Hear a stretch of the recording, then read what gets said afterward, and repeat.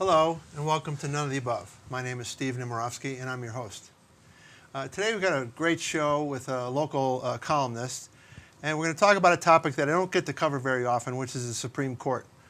You may remember earlier in the summer I had my first ever conversation about the Supreme Court, and we're going to follow that up today. And it's very timely, of course. In fact, as we're sitting here today getting ready for this interview, we're in the middle of the Kavanaugh hearings, and this is the week of the FBI investigation.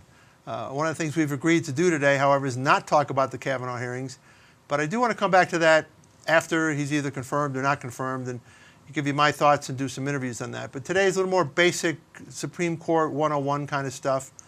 And in particular, our guest today has written an article which is in our wheelhouse. We talk about dysfunction and polarization and really how the dysfunction in Congress has affected the workings of the court. And I've been very intrigued by this topic right now. And over the summer, I read this article in the local Aspen Times. It's called, "We Ask Too Much of the Supreme Court and Too Little of Ourselves."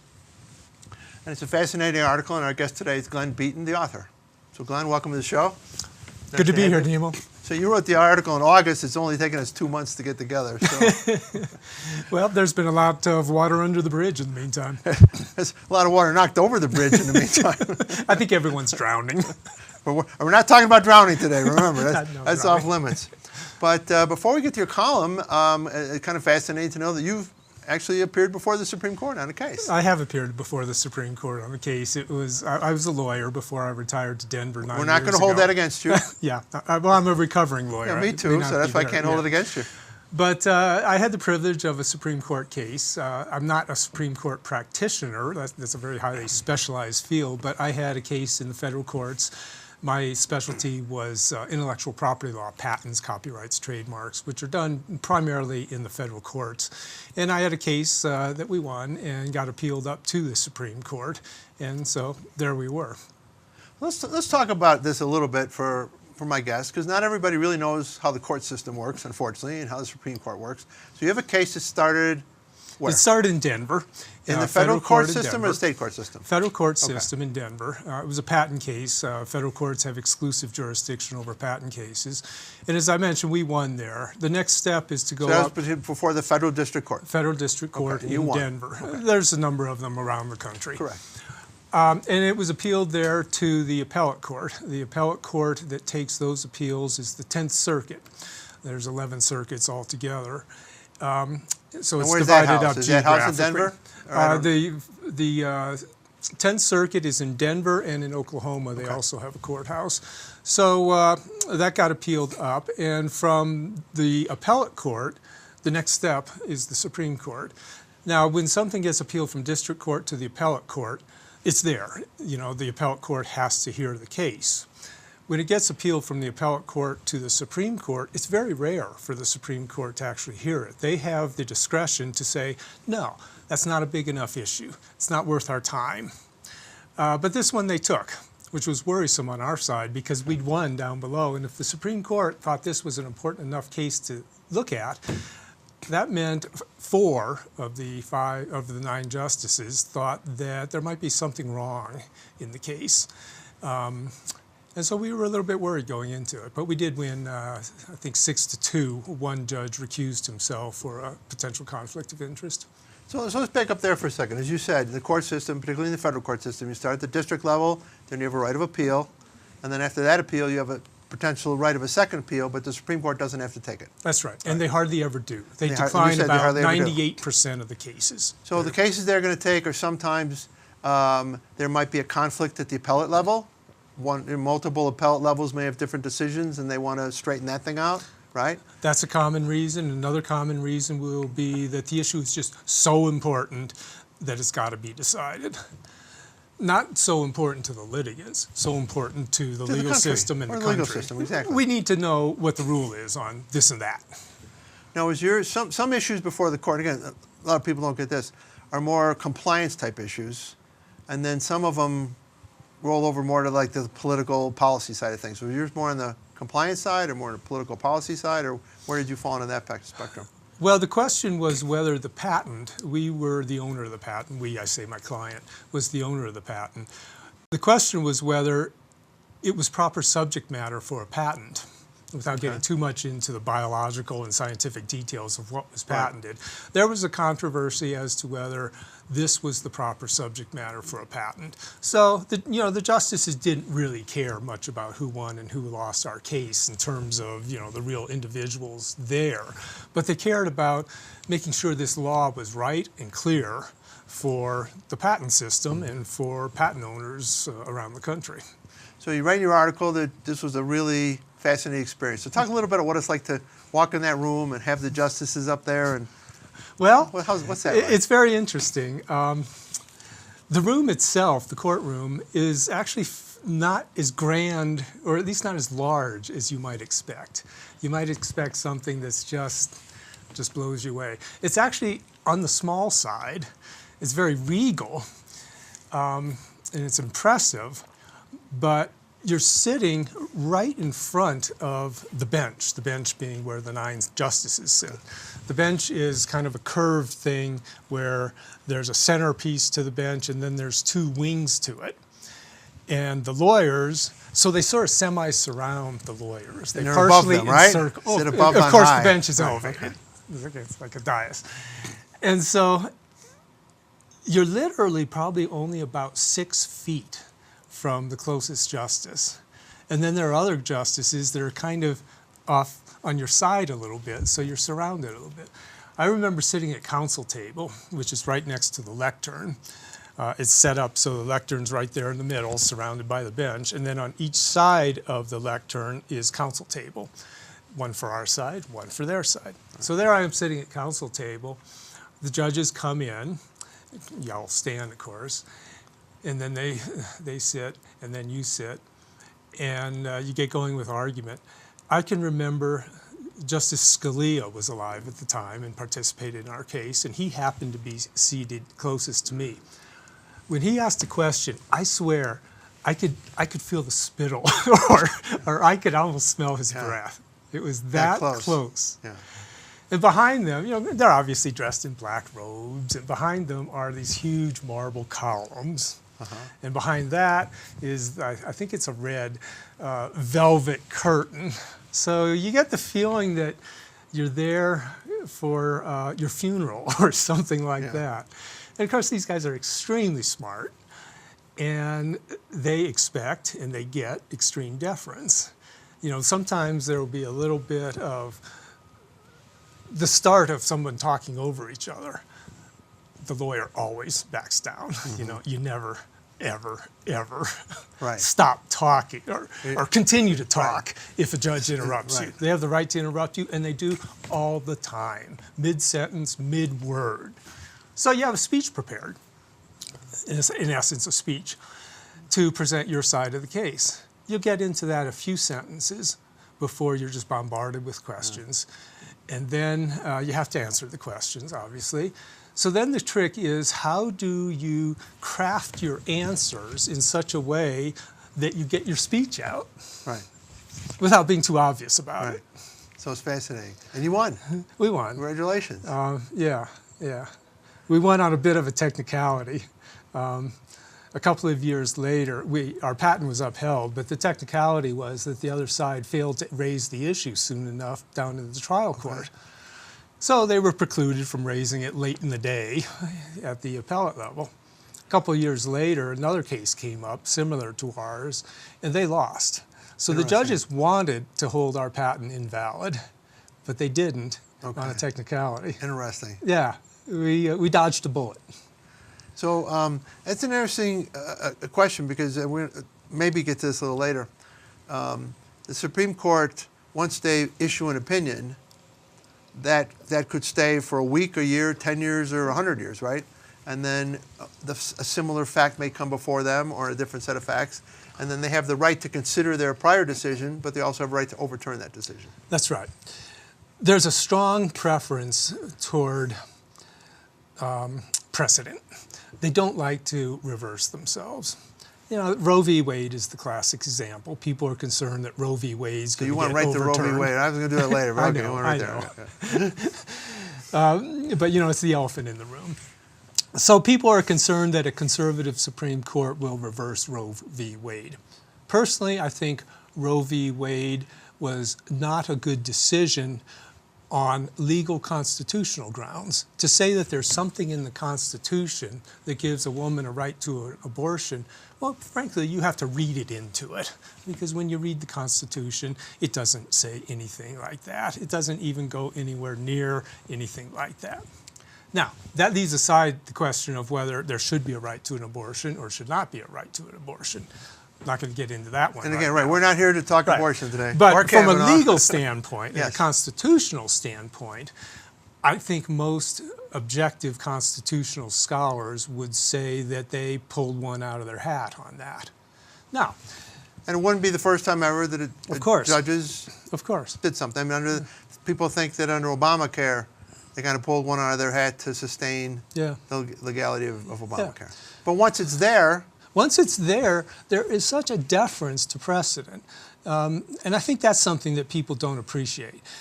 In Congress, for example, they don't hesitate about reversing a law. You know, that's kind of their job. Right. You know, that was then, this is now. In the legal system, there's a real reluctance to change the rules in the middle of the game. And so I think a conservative Supreme Court is not going to overturn Roe v. Wade. I would be astonished if they do. My guess is that, you know, there's probably 5 justices, there certainly will be if Kavanaugh gets appointed, who think it was bad law. But they have such respect for the legal system, because these are judges, these aren't politicians, that they won't do it. well, I haven't agreed with you on that. But again, you're my legal scholar today. I'd like for the viewer's perspective, just walk through how it could happen or not happen. So in other words, you said your case started at the federal district court level. Yeah.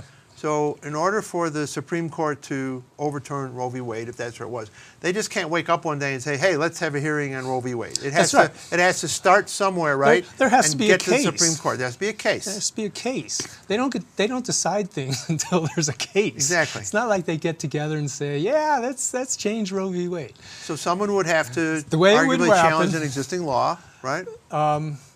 Yeah. You know, right now, abortion is legal in all 50 states. Right. So what would have to happen is a state would have to outlaw abortion totally or under some circumstances. Let's say the state of Indiana, conservative red state, Right. decides, okay, we got a conservative Supreme Court now, let's outlaw abortion. So they do. They'll pass a law to outlaw abortion. Okay, it's still not at the Supreme Court. It's nowhere near the Supreme Court yet. Then what would have to happen is a woman gets an abortion in Indiana in violation of their new law prohibiting it. Still not at the Supreme Court. Prosecutor has to come in and prosecute her for it. Right. Say you violated the law, we're sentencing you to jail, or we're fining you, whatever the penalty is. And she presumably would, well, what would happen in those circumstances is the judge would say, whether it's a state or federal judge, the judge would say, this new law by Indiana is unconstitutional under Roe v. Wade. I'm throwing it out, and the woman walks. Then the prosecution has to appeal that.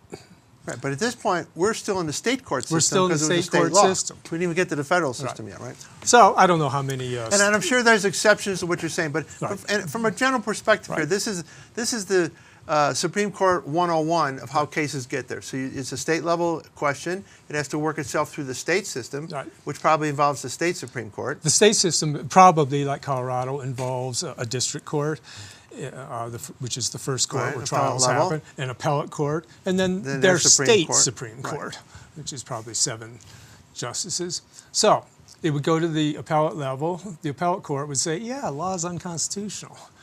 We throw it out. The state then appeals that to the state Supreme Court. Probably the state Supreme Court would say the same thing. Because regardless of the political composition of that state Supreme Court, they know the law is the law and they have to follow it. And the law as of that date and time is Roe v. Wade. So then, after it goes all the way up, now we're past 3 courts, past the state Supreme Court in Indiana, then they can appeal to the Supreme Court, the U.S. Supreme Court. They don't have to So start. again, this is our educational class. Right. If you go through the state route, the last stop at the state is their Supreme Court, or whatever they call it, and then you then have that right to petition to the federal Supreme Court, which, as you said earlier, they may not take or Right. they may take. I would bet in this case they would take it because it's such an important issue. And how long has all this happened now? Oh, five, this would 6, take 7. maybe not that long. It could happen. It could happen in a few years. It could happen in 3 or 4 years, I would guess. So then it's up at the Supreme Court. You know, they petition for the Supreme Court to take it. They submit briefs on why they should or shouldn't. Supreme Court ultimately takes it. They schedule it for a hearing, an argument, in their next term. The argument happens, and then they make a decision. It takes 4 of the 9 justices to accept the petition to be heard. Doesn't take 5, doesn't take a majority, but it does take 4. So you know at that point, at least 4 of the justices think there's something here we need to hear. You don't really know which way they're going to go, but they know that this is Right. One important. question is this worth hearing? Right. Which is not necessarily the same question is, how will we decide a case? Right, right. Those 4 justices could come out on one way or the other. They could say, yeah, the law is unconstitutional, just as the Indiana Supreme Court said, but we want to drive that home. We want to have the imprimatur of the Supreme Court on their decision. Right. Or those justices could be thinking, no, the law is constitutional, and I want to reverse the Indiana Supreme Court. Right. So you don't really know. But all you know is at least 4 justices think that this is important.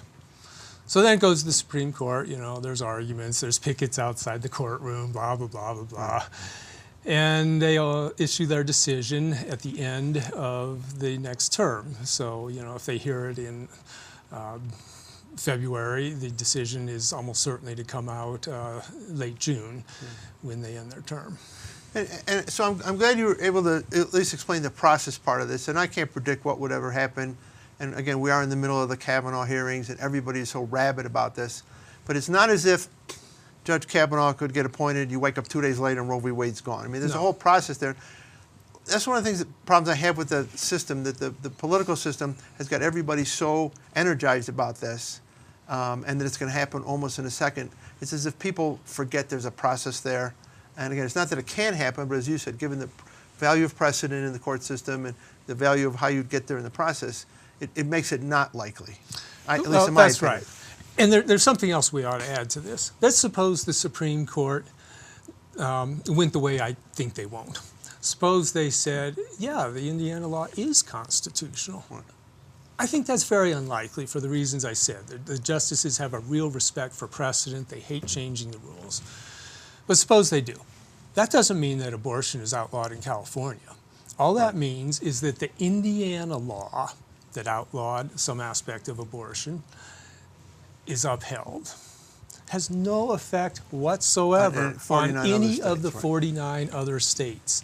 For abortion to become outlawed in California or any other of the 49 other states, their legislatures would have to pass that law. Now, you know they're not going to pass that law in California or New York or Massachusetts. They might pass that law in, you know, North Dakota or Wyoming or Texas. But basically what it says is the Supreme Court holds there is no constitutional right to an abortion.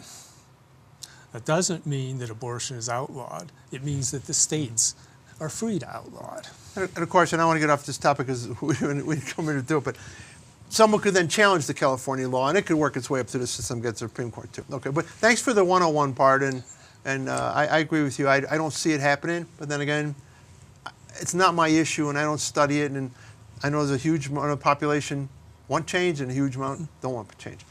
But one of the things you were talking about there is the fact that you know, these courts make these decisions, but your article talks about the fact that the legislatures are given these jobs of passing the law. Like you said, each state has to decide, are we going to pass a law on abortion or not abortion? And once they pass the law, then it gets to the court. But the context of your article is these legislatures, particularly Congress, they're not doing their jobs anymore. And by virtue of them not doing their jobs, we have a new kind of pressure on the federal court system and particularly the Supreme Court. So walk us through your theory, because that's what I brought you in here today to talk about. Well, that was the subject of my column that you read. What's happened, I think, at Congress is really deplorable, to use that word. You're being kind. Yeah. Don't hold back. Tell us what you really think. There might be children watching. There you go. But in the old days, Congress would pass a law, and it was fairly specific, you know? Okay, they'd say, all right, minimum wage. By the way, stop there. First of all, in the old days, they actually would pass a law. Yeah, right, we don't right. pass laws anymore, right? But they would pass a law. Right, Go ahead. right. They would not only pass a law, but it would be fairly specific. They would say, okay, the new federal minimum wage goes from $1.62 to $1.90. Well, you know, that's pretty specific. And here's the people it covers. Pretty specific. Compare that to what happened in Obamacare, for example. They passed this broad law with a bunch of objectives and policy statements in it, and then they tossed it to the deep state, the administrators, to fill in all the blanks. And there were a lot of blanks. For example, it's unclear, and this is one of the cases that went to the Supreme Court, whether a insurance system, a medical insurance system for nuns had to cover birth control. Right. Well, that's a pretty big thing. Not only was unclear, it was totally punted. And what's the administrative agency to which it's punted? The Internal Revenue Service. So we have the Internal Revenue Service of all the possible administrative agencies deciding whether nuns are required to have birth control insurance. So that one, you know, works its way up to the Supreme Court, and the Supreme Court ultimately decides it. Well, why the Supreme Court? You know, there's no legal issue here. That's a pure policy issue. That should be done by the policymakers, hence the name politicians, not by the Supreme Court. So let's back up a little, do a little 101 here. We have three branches of government, and Congress is charged with passing laws, right? Right. The president or the executive branch executes laws, and then the court system determines if they're constitutional or not. That's the theory. So what you're saying is happening more and more, and I tend to agree with you, is laws are passed, but they're not specific enough. And because they're not specific enough, a federal agency who's in the executive branch gets charged with filling in the blanks, so to speak. Yeah, that's right. You know, And they write, by the way, let me just finish. And in doing so, they write something called regulations. Right. Right. Okay. So talk about that part. Oh. You know, the Internal Revenue Regulations are, you know, if you line them up, they're like from here to the wall. Or further, right. And that doesn't include all the, you know, the advisory letters and whatnot. If you look at the Constitution, they never contemplated administrative agencies per se. The executive branch had the enforcement authority. Right. Well, this enforcement authority gradually expanded into these agencies that not only enforce, but they interpret, they flesh out laws. Mm-hmm. And so now we have sort of four branches of government. Technically, the administrative agencies answer to the executive branch and ultimately to the president. In real life, they don't. They have a life of their own. A life of their own. These are unelected, bureaucracy, unaccountable right. bureaucrats. And, you know, they have their own political persuasions. So now you have Congress passing these, you know, broad nothing burger laws that have endless authority for the administrative agencies to flesh out in a way that's unaccountable. Or, as I said, you have a case where they don't pass a law, and the executive branch now, and the person of the president decides, I need an executive order because I have got to run government. Yeah. So whether it was under Bush or now Trump as Republicans, or Obama, the Democrat, over the last, you know, so many years, they're writing more and more executive orders that are sweeping in scope, and then whether it's a regulation or an executive order, now all this is ending up in a court system that was not intended to take this on. Yeah, that's right. The only accountability that this administrative state has is people can bring lawsuits. So, you know, in the case of the nuns, they get fined by the Internal Revenue Service for not having insurance, not having the proper insurance to cover the birth control of their unborn and unallowed children. Right. And so they bring a lawsuit to prevent that, and the lawsuit has to work its way up through the legal system. But it has to start in the administrative system. It starts in the administrative system, you're right. And then it finally exhausts the appeal rights within the administrative system, and then it bounces into the court system and works its way on up the ladders that we talked about. And so you have judges making the decision. You have judges deciding whether nuns should have birth control. You have judges deciding whether carbon dioxide is a pollutant. Right. You know, that's a policy decision. That should be done by the politicians, and they should be held accountable for that at election time, rather than just punting it to lawyers who happen to be judges and letting them make the decision, and then the politicians get to say, you know, it's not my call. Or maybe they get to hold up the judges as punching bags and say, yeah, well, I wouldn't have done it that way. Well, if you wouldn't have done it that way, then you shouldn't have done it that way when you gave them the authority. And sometimes, but I think what one of the points of your article is you want a court one day to basically say, legislators, go back and do your job. And they're close to that. Neil Gorsuch, the latest justice who was appointed last spring before Kavanaugh was nominated, has hinted, more than hinted, in a number of his opinions and a number of his writings and speeches that he thinks that the administrative state is out of control in an unconstitutional kind of way. I think that Kavanaugh's instincts lie in the same direction, and I think several others on the court do. I expect to see a decision, hope to see a decision, where the judges decide that's not our decision. They decide, we understand that you delegated, you being Congress, delegated the authority to the administrative state. That was an unconstitutional delegation. That regulation is out. That regulation is unconstitutional. We're not saying whether it's good or bad.